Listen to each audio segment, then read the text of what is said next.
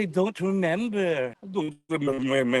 I don't remember. Huwag kang peke na I don't remember. At saka hindi kami naniniwala sa accent mo. Bicolana ka, day. Ano ka ba? Ito kasi yan mga kababayan, maniwala man kayo o hindi. Ang mga liberal ang pag-iisip o miyembro ng Partido Liberal ay talaga salot ng bansa.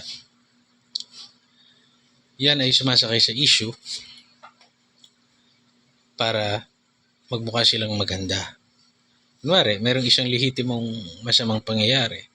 Ikukundina nila yung masamang pangyayari na yun para magmukha silang mabuti. Pero wala naman silang gagawin para tulungan talaga yun. Not unless masisira nila yung kanilang kalaban sa politika. Yan po talaga ang katotohanan.